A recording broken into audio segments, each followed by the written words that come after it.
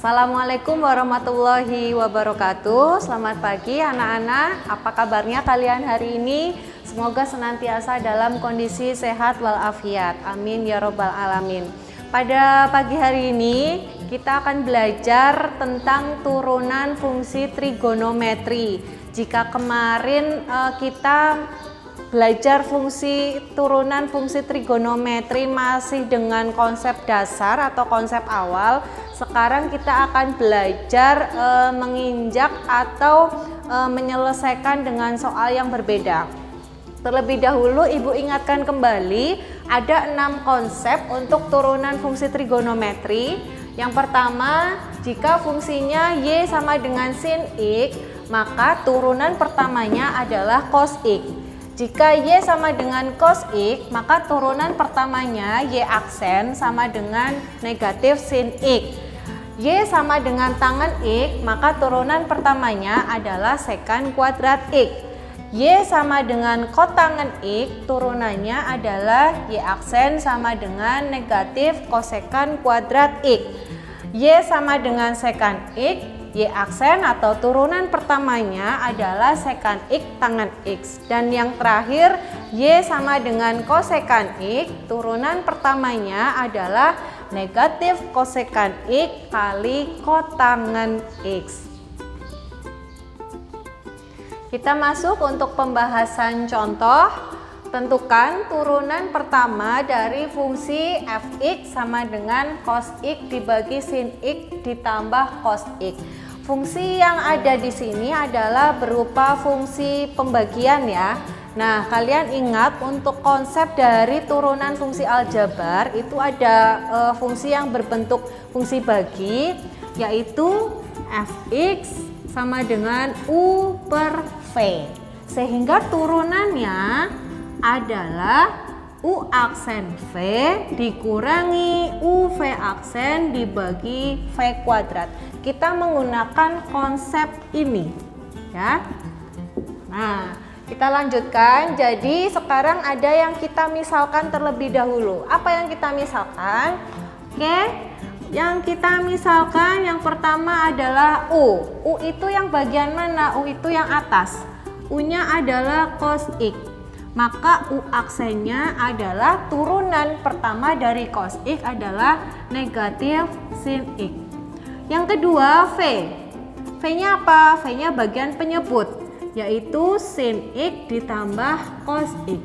Sehingga turunannya adalah sin x turunannya cos x, kemudian cos x turunannya negatif sin x. Nah, sekarang tinggal kita substitusikan ke rumus yang ini. F aksen X sama dengan U aksen V dikurangi U V aksen dibagi V kuadrat. Nah, U aksen kita substitusikan. U aksen adalah negatif sin X. V-nya adalah sin X ditambah cos X dikurangi U-nya adalah cos X. Kemudian V aksen cos X dikurangi sin X dibagi dengan V kuadrat. Jadi sin X ditambah cos X kuadrat. Nah, sekarang kita kalikan negatif sin X kali sin X, negatif sin kuadrat X, negatif sin X kali cos X, negatif sin X cos X, kemudian negatif cos X kali cos X, negatif cos kuadrat X, kemudian yang terakhir negatif cos X kali negatif sin X ditambah cos X sin X dibagi dengan, nah ini bisa kita uraikan ya, sin X ditambah cos X kuadrat, penjabarannya adalah sin kuadrat X ditambah 2 sin X cos X ditambah cos kuadrat X. Nah, sekarang kita lihat ada yang bisa kita selesaikan atau kita hitung. Ini dengan yang ini sama ya, negatif sin X cos X ditambah cos X sin X ini 0. Nah kemudian yang terakhir ada negatif sin kuadrat X dikurangi cos kuadrat X. Ini bisa kita ubah atau kita buat dalam bentuk yang lain, yaitu negatif sin kuadrat X kemudian ditambah cos kuadrat X dibagi dengan, oke sekarang yang bagian penyebut ada sin kuadrat X dengan cos kuadrat X, ini nilainya 1. Kemudian ada 2 sin X cos X. Kalian masih ingat untuk rumus sudut ganda ada 2 sin X cos X itu adalah rumus dari sin 2X. Nah tinggal hasil akhirnya adalah ini nilainya 1 ya. Jadi negatif 1 per 1 ditambah sin 2X. Soal yang kedua, tentukan turunan pertama dari fungsi fx sama dengan 1 per 1 ditambah cos alfa ya. Kita menggunakan konsep yang ini, yang kita misalkan ada u itu adalah 1 ya. Oke, kemudian u aksen. Masih ingat turunan untuk konstanta nilainya adalah 0. Kemudian yang V itu ada 1 ditambah cos alfa ya.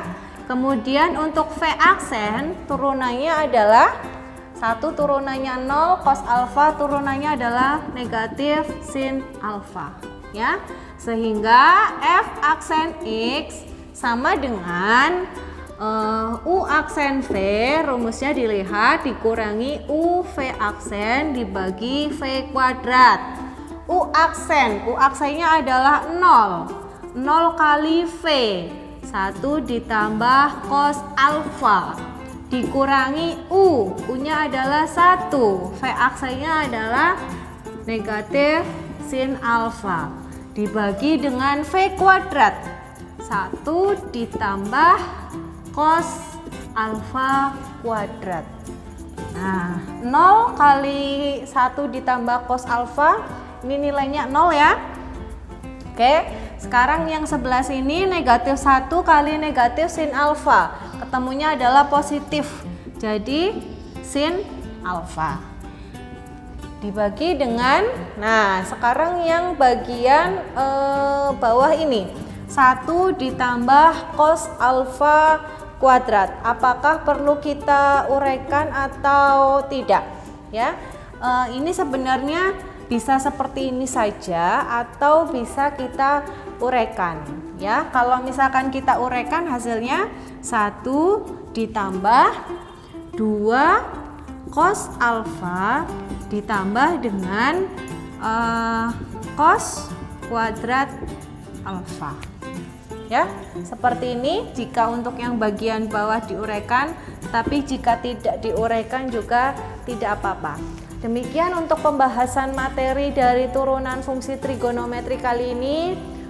Semoga kalian lebih paham. Terima kasih, tetap semangat untuk belajar. Ibu akhiri, wassalamualaikum warahmatullahi wabarakatuh.